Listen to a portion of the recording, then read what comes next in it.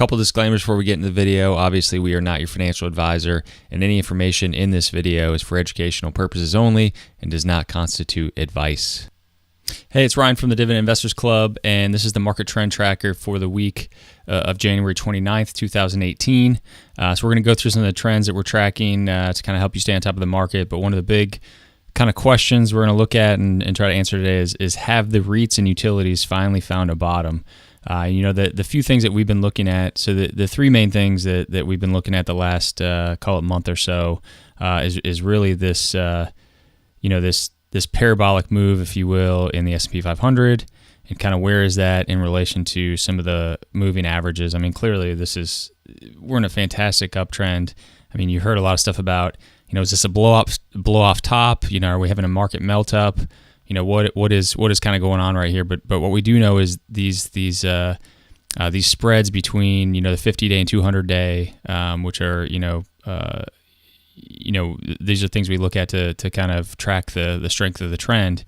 They're expanding. So right now the S&P is trading at 6.5% above the 50-day moving average, and we're at almost 14% above the 200-day moving average. So we're seeing those spreads continue to widen, and that's just a sign that, hey, this is a very, very strong market. This tends to happen kind of later cycle, but this is not a sign for immediate caution, but certainly could be a sign that maybe the trend is towards the end of its kind of life. So that's one thing we're following. I mean, clearly, last week we made a couple new highs, and one thing we kind of threw out the week before was, in January, the most highs it's ever made in 1 month was 11, and we made 3 new highs last week. So now we're at 14. So this has been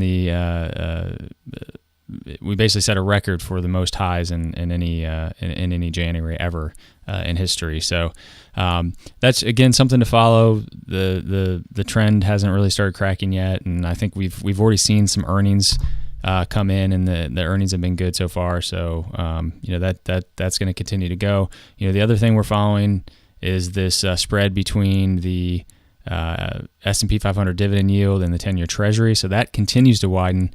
We're another 5 basis points wider than we were last week. So we're at 91 basis points on that spread, and we're ticking up closer to that kind of 3%.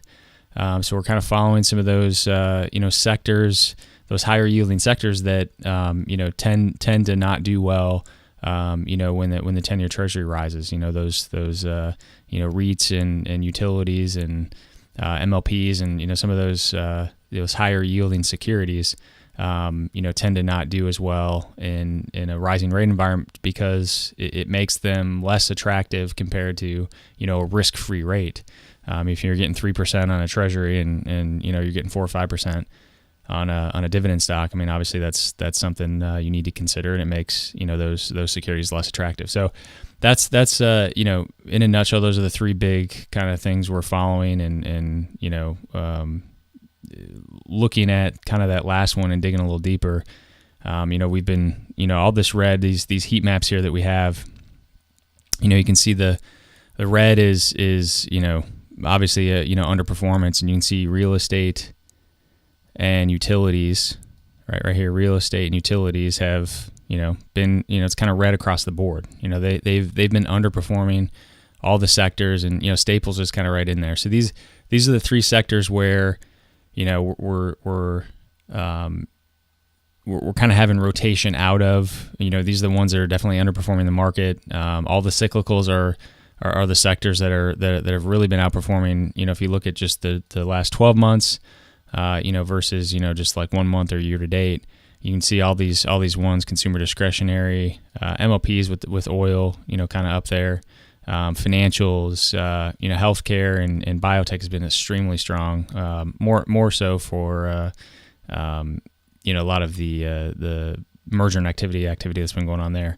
But those are the ones that have been outperforming. It's been the defensive, the staples and real estate and utilities that have been underperforming. And so that's one area where if you're looking for some cracks, if you're looking for some value plays, it's really been in these beaten down sectors. And so we've been following real estate and technology, or not technology, but real estate and utilities, just to kind of see, at some point, we don't want to catch a falling knife, but we want to buy the dip, if you will, and hopefully time our purchases there kind of correctly on kind of maybe a bottoming out process. And so that's one thing we kind of saw last week.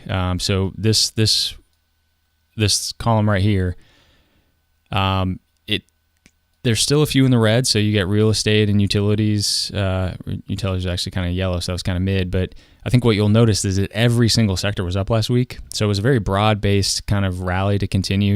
Biotech had some more M&A stuff going on, so that was outperforming. But I think what we saw last week that we haven't seen in some previous weeks is that even though the cyclicals still were outperforming, some of these other kind of beaten down sectors were still up. So on a relative basis, they weren't up as much, but they were still positive. And that's in, continued, widening of the spread. And so that's kind of what we're looking at, that comparison of interest rates are still rising. These things are becoming a little bit less attractive, but is that fully priced in now? Because if we continue to get rising interest rates, yet these stocks are going up, I think that's showing that this could be kind of a bottoming out process for these sectors. And so I'll show you one last thing before we stop the video here. But, we look at page, the second page of this market trend tracker, right, is, we have the charts here. And so those are all color coded as well. But the two we've been following, just as far as downtrends go, right, here it is, real estate and utilities. You can kind of see right here what I'm talking about. So got a nice little uptick last week there and an uptick here.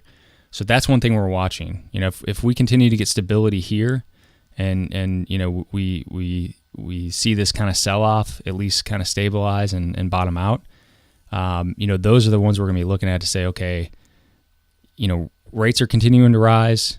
These things look to be bottoming out. Let's peel back the onion and take a look at all the stocks in that sector and kind of see which ones we think are probably the best to maybe purchase and add to our positions there. So that's what we're looking at. I do think that it to me it looks like real estate and utilities are kind of starting a little bit of a bottoming out process. Just from this huge move of interest rates and people being worried about that. So, and I do think if we do get a sell off, you're going to see that rotation into more defensive names, and I think that'll help these two sectors as well. So not something to back up the truck on just yet because they are still very much in a downtrend, but I think it's something to watch as this kind of bottoming out process continues. So that's all I got for this week. Take care, everyone. Have a great week. I think we all know that the stock market can be a scary place, especially if you're trying to go at it alone, but you don't have to do it. You don't have to be there alone. At the Dividend Investors Club, it's community investors. We're working together to grow and preserve our wealth. So if you like this video, please check us out at dividendinvestorsclub.com. Consider joining the club and joining us, and definitely subscribe to our YouTube channel by clicking the subscribe button below this video. Take care.